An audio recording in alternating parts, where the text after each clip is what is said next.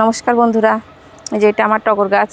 তো একজনা কমেন্টে বলেছে এক বোন যে তার গাছে নাকি ফুল ফুটছে না, তো সেই বিষয়ে আজকে ভিডিও করছি। এটা আমার টগর ফুলের গাছ, যে এটা বড় বালতিতে লাগানো আছে। এর আগেও তো তোমাদেরকে ভিডিও দিয়েছিলাম, তোমরা দেখেছিলে গাছটা কি পরিমাণে ফুল আছে। এই যে ঘোরাতে গেলেই তো তোমরা বুঝতে পারবা। তো যাই হোক, আজকে টগর ফুল নিয়ে আর বেলি ফুল গাছের হয়তো যদি না ফুল আসে তো বেলি ফুলের আর টগর ফুলের নিয়ে সেই আজকের ভিডিওটা করছি। তো এই যে এটা আমার টগর ফুলের গাছ। তো এই ফুলের গাছটা নিয়ে আমি একটু ছায়ার দিকে যাই। আজকে প্রচণ্ড রোদ্দুর বেরাইছে, আর এইদিকে যে কিছুটা বেলি আছে, জুই আছে। এই যে আমার গাছগুলোতে কি পরিমাণে ফুল ফুটছে তোমরা দেখলেই বুঝতে পারছো, ফুলের কড়িগুলো দেখলেই বুঝতে পারছো। কিছুটা ফুল শুকিয়ে গেছে, তা ওই যে তবে এই গাছগুলোতে প্রচুর পরিমাণে ফুল ফুটছে, তো তার জন্য একটু ম্যাগনেসিয়াম সালফেটটা দিলে পরে গাছটা বেশ গাঢ় সবুজ ভাব হবে। তো যাই হোক, এবার আমি আলোচনা করছি টগর নিয়ে। তো এই যে এটা আমার টগর গাছটা আমি একটু ছায়াতে নিয়ে আসলাম। আজকেও প্রচণ্ড রোদ্দুর বেরাইছে। তো এই যে টগর ফুল, তোমাদের হয়তো মাটিতে যদি গাছ থাকে তো মাটির গাছগুলো তোমরা কি পরিচর্যা করতে পারো। মাটিতে থাকলে পরে তোমরা মাটিতে যদি গাছ থাকে তো গাছের এক বিদ্যা দূর থেকে তোমরা একটু খুঁড়ে দাও, খুঁড়ে দিয়ে সেই সকল গাছে একটু পটাশ সার, একটু সিঙ্গেল সুপার ফসফেট, আর একটা যেটা দিতে পারো তোমরা সোয়াগা বলে একটা পাওয়া যায়, সেই কম বেশি মিষ্টির মতনই হয়, একটু গোটা গোটা ধরনের, সেইটা মুদিখানার দোকানে পাওয়া যায়। তো সেই সোয়াগাটা তোমরা 10-15 টাকার নিয়ে আসতে পারো, সেইটা গুঁড়ো করে, আর তার সঙ্গে একটা দিতে পারো হিউমিক অ্যাসিড। যদি মাটিতে থাকে তো পরিমাণটা তোমরা একটু বেশি দিয়ে দিবা, টবে থাকলে পরে 1 চামচা মতন একটু দিলেও হয়, সামান্য একটু।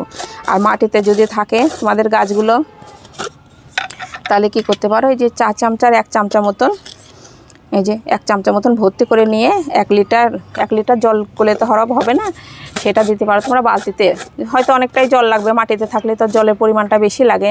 1 বালতি জলের মধ্যে 1 চামচা মতন হিউমিক অ্যাসিড, আর 1 চামচা মতন 2 চামচা মতন তোমরা দিয়ে দিতে পারো, 2-3 চামচা মতন এই পটাশ সার, সিঙ্গেল সুপার ফসফেট, আর যেটা দিবা একটা সোয়াগা, ওইটা দিয়ে বালতির মধ্যে জল করে নিয়ে, সোয়াগাটা অবশ্যই একটু গুঁড়ো করে নিয়ে, একটু মিষ্টির মতো একটু দলা দলা হয়, ওইটা গুঁড়ো করে নিয়ে বালতির মধ্যে সব কিছু দিয়ে বেশ সুন্দর করে একটু গুলিয়ে নিয়ে সাইড দিয়ে একটু খুঁড়ে নিয়ে, গাছের গোড়াতে একবারে খুঁড়বা না, মানে গাছের গোড়াটা যেরকম থাকবে 2 বিদ্যা মতন সরিয়ে দিয়ে মাটিটা খুঁড়ে নেবা। খুঁড়ে নিয়ে সেই বালতি ধরা জলটা তোমরা গাছের গোড়াতে দিয়ে দিবা। সেই জলটা দিবা, সে মাটিতে থাকলে পরে তো জলটা অটোমেটিক শিকড়ের দ্বারাই টানে, তাহলেও কিন্তু তোমরা জল দিও না। আর গাছটা দেখো, চেষ্টা করো যে গাছের উপরটা যেন বেশ রোদ্দুরটা পায়। রোদ্দুর যদি না পায় তো সে সকল গাছেও কিন্তু ফুল বেশি আসে না। আমাদের রাস্তার ধারে ধারে যে সকল গাছগুলো পড়ে থাকে ওগুলো তো খুব কোনো যত্নই পায় না, জল পায় না, তাতেও গাছগুলো ভরপুর ফুল ফোটে। তো বাড়িতে যদি দেখো তোমরা হয়তো ছায়াতে গাছগুলো লাগানো আছে, সেই সকল গাছ কিন্তু সুন্দর ঝোপালো হয়, কিন্তু সে সকল গাছে কিন্তু ফুলের পরিমাণটা কম হয়। কিন্তু গাছে যদি রোদ্দুরটা পায়, তাও হয়তো অনেক ধরনের সমস্যা যদি থেকে থাকে, তাহলে কি করতে পারো তোমরা, আর যেগুলো তোমাদেরকে বললাম, হিউমিক অ্যাসিড, লাল পটাশ, সিঙ্গেল সুপার ফসফেট, আর একটা দিতে পারো সোয়াগা। 15 টাকা সোয়াগা নিয়ে আসলে পরেই যথেষ্ট। ওইটা নিয়ে এসে বেড়ে মাটির বালতির মধ্যে গুলিয়ে নিয়ে সেই জলটা তোমরা দিয়ে দিও। তার সঙ্গে আর একটু দিতে পারো, যেটা একটু যদি ফাঙ্গিসাইডটা থাকে, অনেক সময় কি হয় মাটিতেও কিন্তু অনেক পোকামাকড় অনেক সময় লেগে যায়, তার কারণেও কিন্তু সেরকম ফুল টুল আসে না। তো ওর সঙ্গে যদি ফাঙ্গিসাইডটা যদি থাকে তো ফাঙ্গিসাইড একটু দিতে পারো, নাহলে 2 চামচা মতন হলুদ দিয়ে দিতে পারো। দিয়ে সেই জলটা একসঙ্গে গুলিয়ে নিয়ে সেটা তোমরা গাছের গোড়াতে দিয়ে দিতে পারো। তাহলে কি হবে, তোমাদের গাছটাতে খুব ভরপুর ফুল আসবে। আর একটা যেটা সাদা পটাশ একটা পাওয়া যায়, সেটাও যদি তোমরা গাছে স্প্রে করে দিতে পারো তাহলেও খুব ভালোই হয়। তবে অনেকটা পরিমাণে যদি গাছটা অনেকটা হয়তো বড় থাকে, তো সেটা দেওয়া তো সম্ভব হয়ে ওঠে না। সেটা অবশ্য ছাদে গাছ থাকলে সে সকল গাছে দেওয়া যায়, যেটা NPK 0050 সাদা পটাশ, সেইটা যদি স্প্রে করে দেওয়া যায় সেটা তাহলেও খুব ভালো, গাছে ফুলের পরিমাণটা খুব বেশি আসে। তাই বলে কিন্তু লাল পটাশটা তোমরা গাছে স্প্রে করতে যেও না, ওইটা দিলে কিন্তু গাছটা ক্ষতি হয়, ওইটা সবসময়তেই মাটিতে দিতে হয়। তো এইভাবে করে পরিচর্যা করলে কিন্তু তোমাদের গাছে ভরপুর ফুল আসবে। এই যে আমার গাছগুলো তো দেখছো, তোমরা দেখলেই বুঝতে পারছো এই যে কী পরিমাণে ফুল আছে গাছগুলোতে। তো এইভাবে করে টগর গাছের পরিচর্যা করো মাটির গাছে, তাহলে তোমাদের গাছ খুব সুন্দর হবে। আর আমি টবের গাছে কিন্তু সেই সকল সোয়াগা এটা সেটা দিই না, কিন্তু এটা আমি মাটির গাছের জন্য বললাম। আর বেলি গাছটা বেলি গাছের কথা নিয়ে এবার আসছি। এই বেলি গাছে যদি দেখো যে ফুল না ফুটছে, বেলি কিংবা জুঁই, এই যে আমার গাছগুলোতে কিন্তু ভরপুর ফুল ফোটে। এই যে গাছগুলো তোমরা দেখলেই বুঝতে পারছো। কিন্তু বেলি গাছ কি হয়, তোমরা যদি প্রত্যেক বছর বছর যদি কাটাই ছাঁটাই না করো, হয়তো তলাতে টবের তলাতে শিকড় পুরো জাম হয়ে গেছে, সেই সকল গাছেও কিন্তু ফুলটা কিন্তু অতটা বেশি ভালো আসে না। তো তার জন্য তোমরা কী করতে পারো, অনেকে কী করে বছরে 2বার করেও কাটাই ছাঁটাই করে শিকড়গুলো। কিন্তু আমার প্রচুর পরিমাণে গাছ আছে, তার জন্য আমি অত ঠিক মতন খেয়াল রাখতেও পারি না। কিন্তু আমি প্রত্যেকটা গাছ প্রত্যেক বছর বছর একবার করে আমি শিকড় কাটি। এই টব থেকে পুরো তুলে ফেলে দিয়ে শিকড়গুলো সাইড থেকে কেটে ফেলে দিয়ে রুট বলটা তুলে আবার নতুন করে সার মাটি দিয়ে গাছটাকে আবার প্রতিস্থাপন করি। গোবর সার, যেমন গোবর সার দিই, তার সঙ্গে ডিমের খোসা দিই, আবার একটা মিশ খাবার বলে পাওয়া যায়, যেমন জবা গাছের মাটি করি। আমি যে কোনো গাছের একই মাটি করি, তো সেইভাবে করে দিয়েই আবার গাছগুলো বসাতে হয়। বেশ আমি মাঘ মাসের শেষের দিকে এই সব গাছগুলো আমি পুরো টব থেকে তুলেছিলাম, তুলে তারপরে আমি বসিয়েছিলাম। তো ওইগুলো তোমরা যদি মনে করো যে আমার গাছটা আমি শিকড়গুলো কেটেছি, তারপরে ডালগুলো কেটেছি, নতুন নতুন ডগা বেরাচ্ছে, কিন্তু সেই গাছটায় ভালো ফুল আসছে না, তো তাহলে তোমরা কি পরিচর্যাটা করতে পারো। তাহলে হয়তো তোমরা দেখছো যে তোমার গাছটা হয়তো মাটিটা তোমরা ঠিক মতন করোনি। অনেক গাছ আছে কি শিকড়টা ছাড়তে পারে না, গাছটা যেমন বসায় রাখো তোমরা ওইভাবে বসে থাকো, থমকে থাকে।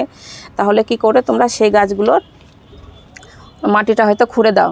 যদি না শিকড় কেটে থাকো, তাহলে সাইড থেকে একটু মাটি কেটে শিকড়গুলো তুললে একবারে গর্ত করে কেটে ফেলে দাও, তুলে ফেলে দিয়ে তারপরে ওর মাটির মধ্যেই তখন আবার গোবর সার, তারপরে একটু সর্ষের খোলের গুঁড়ো, তারপরে একটু মাটি দিয়ে আবার ওই সেইটা ভর্তি করে দাও। যদি ডিমের খোসার গুঁড়ো থাকে সেটা দিয়ে একটু চা পাতা দিয়ে তখন সেটা তোমরা পুরোটা ভর্তি করে দাও। ভর্তি করে দিয়ে একটু ফাঙ্গিসাইড জল, একটু ফাঙ্গিসাইড, আর এটা যেটা একটা বললাম হিউমিক অ্যাসিড, এটা দিলে কি হবে, গাছের গোড়াতে যে সকল খাবার থাকবে সে সকল গাছটা খাবারগুলো তখন ঠিকঠাকভাবে নিতে পারবে। আর ফাঙ্গিসাইডটা দিতে বলছি কেন, ফাঙ্গিসাইডটা যদি হয়তো শিকড়গুলো একটু একটু হয়তো ফাঙ্গাস লেগে গেছে, পচন এসেছে, তাহলে ফাঙ্গিসাইড দিলে পরে সেই পচাগুলো ঠিক হয়ে যাবে। আর হিউমিক অ্যাসিডটা দিলে কি হবে, যে কোনো খাবার তোমরা গাছটাতে দিচ্ছ সেই খাবারটা তখন ঠিকঠাকভাবে গাছটা নিতে পারবে, ঠিকঠাকভাবে নিতে পারবে। তার সঙ্গে আর একটা দিবা তোমরা ম্যাগনেসিয়াম সালফেট, বেলি গাছের জন্য বলছি। এইটা আমার 8 ইঞ্চি ধরনের টব আছে, 8 ইঞ্চি ধরনের টব আছে। এই যে এটা সামান্য একটু লাগে, 1 গ্রাম মতন করে দিলেই হবে। 1 গ্রাম মতন করে নিয়ে যে এইটুকুনি, এটা কিন্তু জলে দিলে পরে পুরো একবারে হয়ে যায়, কালো হয়ে যায়। এটা যে কোনো খাবার গাছের গোড়ায় যদি অনেকটা পরিমাণে থাকে, তো গাছটা ঠিকঠাকভাবে নিতে পারছে না, ভালো হচ্ছে না, জোরালো ভাব হচ্ছে না, এটা দিলে কি হবে, সেই খাবারটা ঠিকঠাকভাবে নিয়ে গাছটা বেশ জোরালো ভালো হয়, তারপরে ফুল ফুটে ভালো। আর তার সঙ্গে আর একটা দিতে পারো তোমরা, এটা হিউমিক অ্যাসিড দিলা, তার সঙ্গে একটু ম্যাগনেসিয়াম সালফেট, সে আমিও দেবো গাছটাতে, আমারও পাতাগুলো একটু ফ্যাকাশে ধরে গেছে, এটা ম্যাগনেসিয়াম সালফেট। এটা দিলেও কী হবে, গাছের পাতা পুরো গাঢ় সবুজ করবে, গাছের পাতা সবুজ করবে। আর যদি দেখো তোমার এই গাছটা খুব সুন্দর হয়ে আছে, ঝোপালো হয়ে আছে, তাহলে তোমরা কি করবা, এর সঙ্গে সর্ষের খোলের গুঁড়োটা দিও না। সর্ষের খোলের গুঁড়োটা না দিয়ে এর সঙ্গে পটাশ সার আর সিঙ্গেল সুপার ফসফেটও দিয়ে দিতে পারো। এই যে এটা আমি 1 চামচ মতন সিঙ্গেল সুপার ফসফেটটা দিয়ে দিলাম, এটা দিয়ে দিলাম। আর তার সঙ্গে একটু দেবো লাল পটাশ। এই উপাদান দিয়ে আমি গুললাম। তো এটা নিয়ে আমি এখন গাছের গোড়াতে দিয়ে দেবো। সেটা আমার গাছের গোড়াতে দিলেও আমার এখন কোনো অসুবিধা হবে না, যে গাছের পাতাগুলো বেশ সুন্দর হবে, আবার এই ফুলগুলো বেশ সাইজগুলো বেশ বড় বড় হবে। কিন্তু এটা তোমাদের গাছে যদি ফুল না আসে, তো এইসব সারগুলো তোমরা দিয়ে দিতে পারো।